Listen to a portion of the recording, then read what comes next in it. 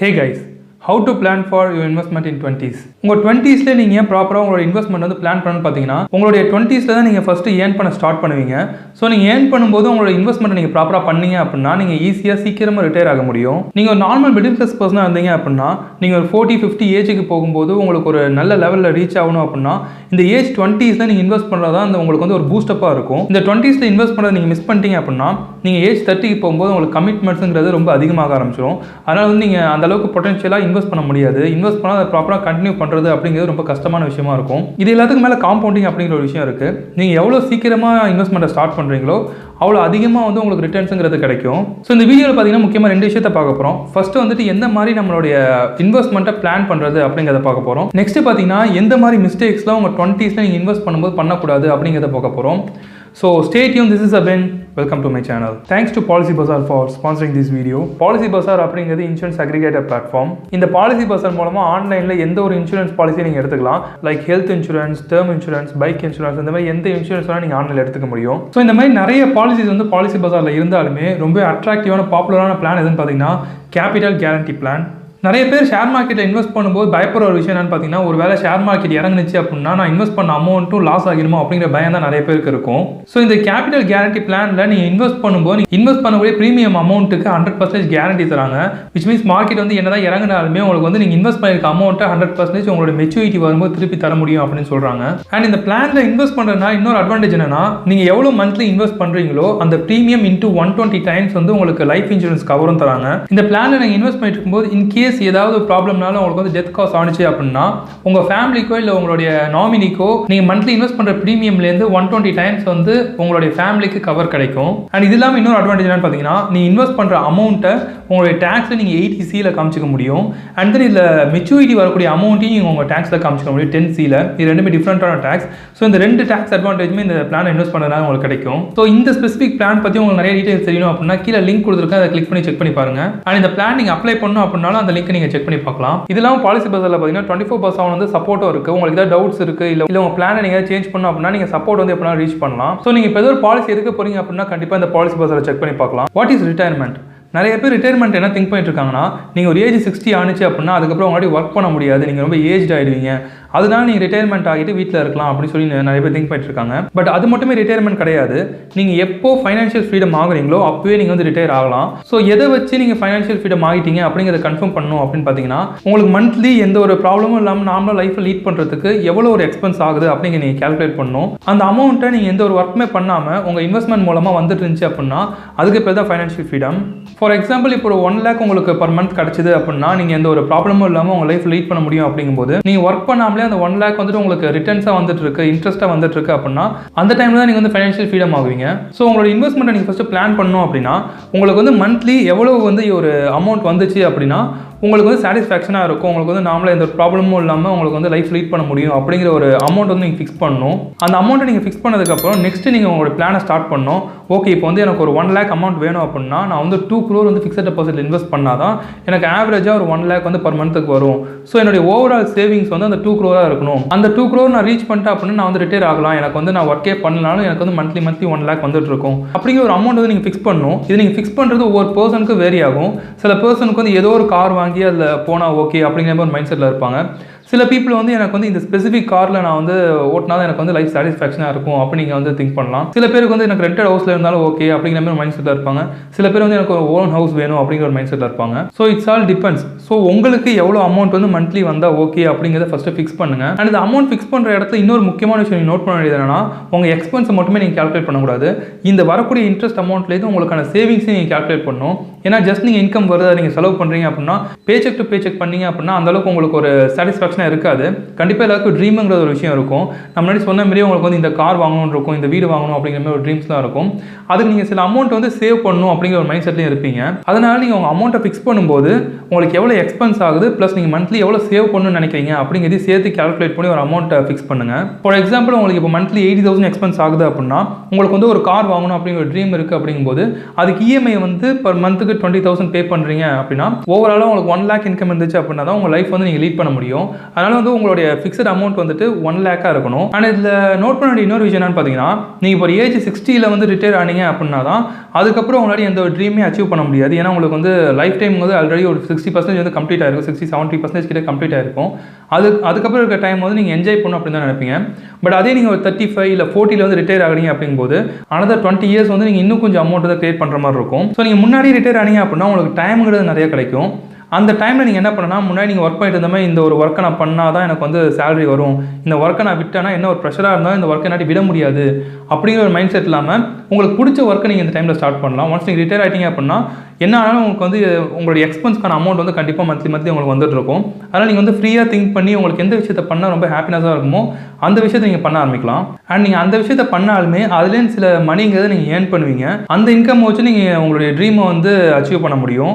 அதனால் இந்த ஒரு ஃபிக்ஸட் அமௌண்ட்டில் உங்களுடைய எல்லா ட்ரீம்ஸுமே பஞ்ச் பண்ணி அந்த ஒரு ஃபிக்ஸட் அமௌண்ட்டை ஃபிக்ஸ் பண்ணாமல் ஏதோ 1 or 2 ட்ரீம்ஸை மட்டும் எனக்கு இந்த விஷயம் கண்டிப்பாக கிடைக்கணும் அப்படிங்கிற ட்ரீமை மட்டும் நீங்கள் அதில் ஆட் பண்ணிட்டு இந்த ஓவரால் ஃபிக்ஸட் அமௌண்ட்டை நீங்கள் வந்து ஃபிக்ஸ் பண்ணலாம். ஓகே, உங்களுக்கான ஒரு மந்த்லி அமௌண்ட் வந்து நீங்கள் ஃபிக்ஸ் பண்ணிட்டீங்க அப்படின்னா நீங்கள் இப்போ எவ்வளோ ஏர்ன் பண்ணணும், எவ்வளோ வந்து சேவ் பண்ணணும் அப்படிங்கிற ஒரு டார்கெட் உங்களுக்கு இருக்கும். நிறைய பேர் பார்த்தீங்கன்னா அமௌண்ட் வந்து சேவ் பண்ணணும் அப்படிங்கிறதுக்காக அவங்களுக்கு எவ்வளோ வந்துட்டு அமௌண்ட் வேணும் அப்படிங்கிறதே அவங்களுக்கு தெரியாது. பட் சேவ் பண்ணிட்டே இருப்பாங்க.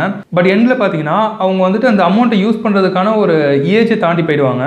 அதனால் அந்த அமௌண்ட் அவங்களாடி எஃபிஷியண்டாக யூஸ் பண்ண முடியாது. அவங்க நிறைய ட்ரீம்ஸ் வந்துருக்கும், லைக் கார் வாங்கணும், பைக் வாங்கணும் அப்படிங்கிற நிறைய ட்ரீம்ஸ் வந்துருக்கும். அந்த ட்ரீமில் எதையுமே அவங்க வாங்காமல் ஜஸ்ட் அமௌண்ட்டை மட்டும் சேவ் பண்ணி வச்சுருப்பாங்க. நீங்கள் யோசிச்சு பார்த்தீங்கன்னா அதுமாதிரி சேவ் பண்ணுறதுனால எந்த ஒரு யூஸுமே கிடையாது. ஸோ ஃபஸ்ட் நீங்கள் எந்த அளவுக்கு அமௌண்ட் சேவ் பண்ணணும் அப்படிங்கிறத நீங்கள் ஃபிக்ஸ் பண்ணணும். அதை நீங்கள் ஃபிக்ஸ் பண்ணிட்டீங்க அப்படின்னா ஓகே இந்த அமௌண்ட் இவ்வளோ தான் எனக்கு அமௌண்ட் வேணும் அப்படிங்கிற ஒரு டார்கெட் தெரிஞ்சதுக்கப்புறம் உங்களுடைய ஒர்க் வந்து ரொம்ப ஃபாஸ்ட்டாக இருக்கும். அதை எப்படி அச்சீவ் பண்ணலாம் அப்படிங்கிற ஒரு மைண்ட் செட் வந்து உங்களுக்கு வர ஆரம்பிச்சிடும். உங்களுடைய விஷன் வந்து ரொம்ப கிளாரிட்டியாக இருக்கும். அதனால் வந்து எவ்வளோ அமௌண்ட் நீங்கள் சேவ் பண்ணணும் அப்படிங்கிறத நீங்கள் ஃபஸ்ட்டு ஃபிக்ஸ் பண்ணுங்கள். ஒன்ஸ் அந்த அமௌண்ட் நீங்கள் ரீச் ஆகிட்டீங்க அப்படின்னா நீங்கள் வந்து கண்டிப்பாக ரிட்டையர் ஆகலாம். ஸோ ரிட்டையர் ஆனதுக்கப்புறம் உங்களுக்கு பிடிச்ச விஷயத்தை நீங்கள் பண்ணலாம். இந்த விஷயத்தை நான் பண்ணால் தான் எனக்கு வந்து இன்கம் வரும், நான் வந்து சர்வைவ் ஆக முடியும் அப்படிங்கிற எந்த ஒரு லாக்குமே இருக்காது. நீங்கள் வந்து ஃப்ரீயாக வந்து லைஃப்பை வாழ முடியும். இதுக்கு பேர் தான் ஆக்சுவலாக வந்து ஃபைனான்ஷியல் ஃப்ரீடம் அப்படின்னு சொல்லுவாங்க. ஓகே, உங்களுக்கு இப்போ வந்து எந்த மாதிரி உங்களோட இன்வெஸ்ட்மெண்ட்டை நீங்கள் திங்க் பண்ணணும் அப்படிங்கிறதுக்கு உங்களுக்கு ஒரு ஐடியா கிடச்சிருக்கும். இப்போ நெக்ஸ்ட் வந்து இதில் என்னென்ன மாதிரி மிஸ்டேக்ஸ்லாம் பண்ணக்கூடாது அப்படிங்கிறத பார்ப்போம். ஃபஸ்ட்டு வந்து பார்த்தீங்கன்னா ஹெல்த். இது வந்து நம்ம 2 விதமாக டைவர்சிஃபை பண்ணலாம். ஃபஸ்ட்டு வந்துட்டு உங்கள் டார்கெட் வந்து நீங்கள் ரீச் பண்ணணும் அப்படிங்கிறதுக்காக உங்கள் ஹெல்த்தை வந்து கான்ஷியஸாக இல்லாமல் ஏதோ ஒரு ஃபுட் எடுத்துக்கிட்டு நீங்கள் கன்யூஸாக ஒர்க் பண்ணிகிட்டே இருந்தீங்க அப்படின்னா நீங்கள் என்ன தான் ஒரு அமௌண்ட் ரீச் பண்ணாலுமே அதை கண்டிப்பாக உங்களால் என்ஜாய் பண்ண முடியாது. அது அப்படியே நீங்கள் போய் ஹாஸ்பிட்டலில் கொடுக்குற மாதிரி தான் இருக்கும். அதனால் உங்கள் ஹெல்த்துக்கு வந்து நீங்கள் ஃபஸ்ட் ப்ரியாரிட்டி கொடுக்கணும். என்ன தான் உங்கள் டார்கெட்டை ரீச் பண்ணணும் அப்படிங்கிற ஒரு மைண்ட் செட் இருந்தாலுமே ஹெல்த்துக்கு தான் நீங்கள் எப்போவுமே ஃபஸ்ட் ப்ரியாரிட்டி அப்படிங்கிறத கொடுக்கணும்.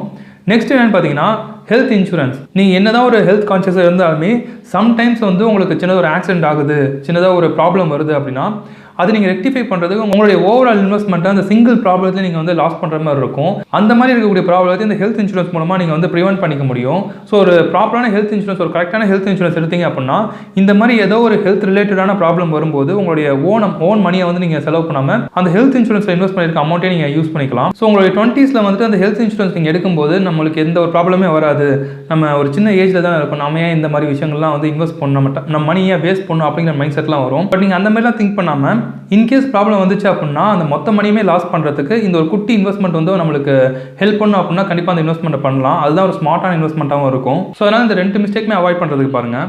நம்பர் 2 என்னென்னு பார்த்தீங்கன்னா இன்ஃப்ளேஷன். நம்ம எல்லாருமே அந்த அமௌண்ட்டை ஃபிக்ஸ் பண்ணதுக்கப்புறம் இந்த அமௌண்ட் நம்ம ரீச் பண்ணால் போதும் அப்படிங்கிற ஒரு மைண்ட் செட்டில் அந்த அமௌண்ட்டை ரீச் பண்ணுறதுக்கு ஒரு 10 years 20 years கிட்ட ஸ்பெண்ட் பண்ணுவோம். பட் இந்த இன்ஃப்ளேஷன் வந்து நம்ம கால்குலேட்டே பண்ண மாட்டோம். இப்போ உங்களுடைய ஃபிக்ஸ் பண்ண அமௌண்ட் வந்து 1 lakh இருந்துச்சு அப்படின்னா நீங்கள் 20 yearsக்கு அப்புறம் பார்க்கும்போது அந்த 1 lakh அப்படிங்கிறது 2 lakh மாதிரி இருக்கும். ஏன்னா லாஸ்ட் 20 years ஒரு இன்ஃப்ளேஷன் ஆவரேஜ் எடுத்து பார்த்தீங்கன்னா பர் இயருக்கு 5% வரைக்கும் இன்ஃப்ளேஷன் வந்துட்டு இருக்கு. ஸோ நீங்கள் 20 yearsக்கு பார்த்தீங்கன்னா உங்களுக்கு வந்து ஆல்மோஸ்ட் 100% கிட்ட ரீச் ஆயிருக்கும். இது நீங்கள் பாஸ்ட்டையும் கால்குலேட் பண்ணி பார்க்கலாம். நீங்கள் ஒரு 10 years பேக் வந்துட்டு ஒரு 1 lakh பைக் வாங்கியிருந்தீங்க அப்படின்னா அதே சேம் பைக்கை இப்போ நீங்கள் வந்துட்டு ஒரு 2 lakh இருந்தால் தான் வாங்க முடியும். இதுக்கான ரீசன் என்னன்னு பார்த்தீங்கன்னா இன்ஃப்ளேஷன் தான். ஸோ நீங்கள் உங்களோட அமௌண்ட்டை ஃபிக்ஸ் பண்ணும்போது அதோட அடிஷ்னலாக இந்த இன்ஃப்ளேஷனையும் வந்து நீங்கள் ஆட் பண்ணிட்டே வரணும். அதனால் நீங்கள் பண்ணக்கூடிய இன்வெஸ்ட்மெண்ட் வந்துட்டு அந்த இன்ட்ரெஸ்ட் ரேட் வந்து இன்ஃப்ளேஷனை பிரேக் பண்ணுற மாதிரி இருக்கணும். விச் மீன்ஸ் நீங்கள் ஆல்மோஸ்ட் லைக் 7% 8% ரிட்டர்ன்ஸ் இருந்துச்சு அப்படின்னா தான் இந்த இன்ஃப்ளேஷனை ஓவரால் நீங்கள் பிரேக் பண்ண முடியும். நீங்கள் எப்போவுமே அமௌண்ட்டை ஃபிக்ஸ் பண்ணி கால்குலேட் பண்ணும்போது இந்த இன்ஃப்ளேஷனை அடிஷ்னலாக வச்சு கால்குலேட் பண்ணுறதுக்கு பாருங்கள். நம்பர் 3 என்னன்னு பார்த்தீங்கன்னா, நீங்கள் ஒரு ஜாப் எடுத்துட்டீங்க அப்படிங்கும்போது கண்டிப்பாக எல்லாருக்குமே இபிஎஃப் அப்படிங்கிற ஒரு விஷயம் இருக்கும், எம்ப்ளாயி ப்ராவிடன்ட் ஃபண்ட் அப்படிங்கிறது. சட்டன் எமர்ஜென்சிக்காக நீங்கள் அந்த அமௌண்ட்டை வந்து எடுத்து அதை யூஸ் பண்ணுறதுக்கு பார்ப்பீங்க. அது வந்து ஒரு மிஸ்டேக் தான். ஏன்னா நீங்கள் மற்ற எந்த இன்வெஸ்ட்மெண்ட்டில் ஃபிக்ஸட் இன்வெஸ்ட்மெண்ட்டில் பார்த்தீங்கன்னா எந்த ஒரு இன்வெஸ்ட்மெண்ட் தரக்கூடிய ரிட்டர்ன்ஸை விட இந்த இபிஎஃப் வந்து அதிகமாக ரிட்டர்ன்ஸ் தரும். ஆல்மோஸ்ட் லைக் 8% மேலே வந்து பர் ஆனம்க்கு உங்களுக்கு தந்துட்டு இருக்காங்க. ஸோ இந்த மாதிரி ஒரு செக்யூர்டான இவ்வளோ இன்ட்ரெஸ்ட் இருக்கக்கூடிய ரிட்டர்ன்ஸ் வந்து எதுலையுமே உங்களுக்கு கிடைக்காது. அதனால் மோஸ்ட்லி இந்த இபிஎஃப்ஐ எடுக்காமல் ஹோல்ட் பண்ணுறதுக்கே பாருங்கள். ஒரு குறிப்பிட்ட ஸ்டேஜ்க்கு அப்புறம் ஓகே மெச்சூர் ஆகிடுது, என்னோட டார்கெட் வந்து ரீச் பண்ணிட்டேன் அப்படிங்கும்போது இந்த அமௌண்ட் நீங்கள் எடுத்துக்கலாம். அதனால் இதையும் வந்து ஒரு பார்ட் ஆஃப் இன்வெஸ்ட்மெண்ட்டாக வந்து திங்க் பண்ணுறதுக்கு பாருங்கள். அண்ட் அகைன் இதுக்கு அடுத்து பிபிஎஃப் அப்படிங்கிற விஷயம்லாம் இருக்குது. நீங்கள் அடிஷனலாக இன்வெஸ்ட் பண்ணணும் அப்படின்னு நினச்சிங்கன்னா நீங்கள் அந்த மாதிரி இன்வெஸ்ட்மெண்ட் கூட பண்ணலாம். நம்பர் 4 என்னன்னு பார்த்தீங்கன்னா, கண்ட்ரோல் யுவர் எக்ஸ்பென்ஸ். அஃப்கோர்ஸ் நீங்கள் ஒரு 20ஸ்ல இருக்கீங்க அப்படின்னா உங்களுக்கு வந்து எக்ஸ்பென்ஸ் அப்படிங்கிறது நிறையா இருக்கும். நீங்கள் நிறைய என்ஜாய் பண்ணணும் அப்படிங்கிறதுக்காக நிறைய அமௌண்ட் வந்து எக்ஸ்பென்ஸ் பண்ணிட்டு இருப்பீங்க. பட் அது எல்லாத்தையுமே கம்ப்ளீட்டாக இந்த ஒரு சேவிங்ஸ்க்காக ஸ்டாப் பண்ணுங்க அப்படிங்கிற நான் சொல்லவே மாட்டேன். ஏன்னா இந்த என்ஜாய்மெண்ட் அப்படிங்கிறது 20ஸ்ல ரொம்ப முக்கியமான விஷயம். பட் நீங்கள் ஒரு என்ஜாய்மெண்ட்காக உங்களோட கம்ப்ளீட் அமௌண்ட்மே ஸ்பெண்ட் பண்ணிட்டு இருந்தீங்க அப்படின்னா உங்களுக்கு ஃபியூச்சர் அப்படிங்கிறது வந்து அந்த அளவுக்கு ஒரு பிரைட்டாக இருக்காது. அதனால் உங்கள் என்ஜாய்மெண்ட்டை ஒரு அளவுக்கு ரெஸ்ட்ரிக்ட் பண்ணுறதுக்கு பாருங்கள். ஃபார் எக்ஸாம்பிள் உங்கள் பட்ஜெட்டோட அதிகமான ஒரு ஹோட்டலுக்கு போயிட்டு நீங்கள் அங்கே சாப்பிட்டு வரீங்க அப்படின்னா தட்ஸ் ஓகே. 1 டைம் போகிறீங்க இல்லை மேக்ஸிமம் 2 டைம்ஸ் போகிறீங்க அப்படின்னா தட்ஸ் ஓகே. பட் அந்த ஃபுட் பிடிச்சிருக்கு அப்படிங்கிற ஒரு ரீசனுக்காக அந்த ஹோட்டலுக்கே நீங்கள் கன்யூஸாக போயிட்டு இருந்தீங்கன்னா அது உங்களுக்கு லாஸ் தான். ஏன்னா ஒரு ஹாப்பினஸ் நீங்கள் ஆல்ரெடி வந்துட்டு ஃபீல் பண்ணிட்டீங்க, அது திருப்பி நீங்கள் ஃபீல் பண்ணிட்டே இருக்கணும் அப்படிங்கிறது கிடையாது. நீங்கள் அந்த ஒரு ஹாப்பினஸை ஃபீல் பண்ணவே இல்லை அப்படின்னா தான் நீங்கள் வந்து ஃபியூச்சரில் திங்க் பண்ணி பார்க்கும்போது ஓகே நம்ம இதெல்லாம் பண்ணவே இல்லை அப்படிங்கிற ஒரு தாட் உங்களுக்கு வரும். ஒன்ஸ் நீங்கள் அதை ட்ரை பண்ணிட்டீங்க அப்படின்னா ஓகே ஒன்ஸ் நான் ட்ரை பண்ணுறேன் அப்படிங்கிற ஒரு சாட்டிஸ்ஃபேக்ஷன் உங்கள்கிட்ட இருக்கும். அதனால் இந்த மாதிரி பண்ணக்கூடிய எக்ஸ்பென்ஸ் வந்து நீங்கள் ரெடியூஸ் பண்ணலாம். அண்ட் இது இல்லாமல் டே டு டே நீங்கள் பண்ணக்கூடிய பர்ச்சேஸில் வந்து எந்த அளவுக்கு சேவ் பண்ண முடியும் அப்படிங்கிறத பார்க்கலாம். லைக் நீங்கள் க்ளோசரிஸ் அதிகமாக பர்ச்சேஸ் பண்ணுவீங்க அப்படின்னா அந்த க்ளோசரிஸில் எந்த மாதிரி கிரெடிட் கார்டை யூஸ் பண்ணால் அதிகமாக உங்களுக்கு ரிட்டர்ன்ஸ் வருது, கேஷ்பேக் வருது அப்படிங்கிறத பார்க்கலாம்.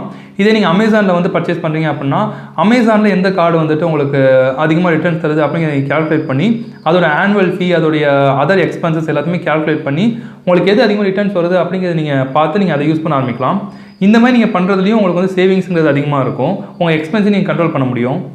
அண்ட் 5th ரொம்ப முக்கியமான விஷயம் என்னென்னு பார்த்தீங்கன்னா பேசிவ் இன்கம். நீங்கள் எப்போவுமே ஒரு ஸ்ட்ரீமில் வரக்கூடிய இன்கம் நம்பி மட்டுமே இருந்தீங்க அப்படின்னா உங்கள் கோல்ஸை நீங்கள் ரீச் பண்ணுறது ரொம்ப அதிகமான டைம் எடுத்துக்கும். ஸோ உங்களுடைய டைமை வந்து அதிகமாக மல்டிபிள் இன்கம் எப்படி கிரியேட் பண்ணுறது அப்படிங்கிறத திங்க் பண்ண ஆரம்பிங்க. அண்ட் இந்த 20ஸ்ல வந்து நீங்கள் எந்த ஒரு விஷயத்தை வேணாலும் ட்ரை பண்ணி பார்க்கலாம். ஏன்னா உங்களுக்கு ஹார்ட் ஒர்க் பண்ணுறதுக்கான பாடியும் இருக்குது, ஃப்ரெஷ்ஷாக திங்க் பண்ணுறதுக்கான எனர்ஜியும் அந்த ஸ்டேஜில் தான் உங்களுக்கு இருக்கும். அதனால் அதை யூஸ் பண்ணி எக்ஸ்ட்ராவாக இன்கம் வந்து ஏர்ன் பண்ணுறதுக்கு பாருங்கள். அப்போ நீங்கள் பேசிவ் இன்கம் ஏர்ன் பண்ணீங்க அப்படின்னா தான் உங்களுடைய டார்கெட் நீங்கள் ஈஸியாக ரீச் பண்ண முடியும். அண்ட் இந்த செகண்ட் ஸ்ட்ரீம் ஆஃப் இன்கம் அப்படிங்கிறது ஒவ்வொருத்தவங்களுக்கு ஒவ்வொரு விதத்தில் மாறும். ஒருத்தவங்க பண்ணுற அதே விஷயத்தை நீங்கள் திருப்பி பண்ணீங்க அப்படின்னா உங்களுக்கு அது ஒர்க் அவுட் ஆகும் அப்படிங்கிறத சொல்ல முடியாது. ஸோ உங்களுக்கு எந்த மாதிரி ஒரு விஷயத்தை பண்ணால் உங்களுக்கு வந்து செகண்ட் ஸ்ட்ரீமில் ஒரு இன்கம் வந்து எந்த ஒரு ஃபெயிலியருமே இல்லாமல் கிரியேட் பண்ண முடியும் அப்படின்னு தோணுதோ அதை ட்ரை பண்ணுங்கள். Always 1 is better than 0. So எதுவுமே பண்ணாமல் இருக்கிறதுக்கு ஏதோ ஒரு விஷயத்தை பண்ணுறதுக்கு ட்ரை பண்ணுங்கள். அதே ஒரு இன்கம் ஸ்ட்ரீமை கிரியேட் பண்ணுறதுக்கு ட்ரை பண்ணுங்கள். ஸோ இந்த வீடியோ உங்களுக்கு ஹெல்ப்ஃபுல்லாக இருக்கும் அப்படின்னு நினைக்கிறேன். ஹெல்ப்ஃபுல்லாக இருந்துச்சு அப்படின்னா வீடியோ மறக்காம லைக் பண்ணுங்கள். அண்ட் இந்த மாதிரி நிறைய வீடியோஸ் வேணும் அப்படின்னா சேனலை மறக்காம சப்ஸ்கிரைப் பண்ணிக்கோங்க. அண்ட் நீங்கள் இன்ஸ்டாகிராம்லேயும் ஃபாலோ பண்ணலாம் abin official 2020. Thanks for watching these videos. See you next video. Bye.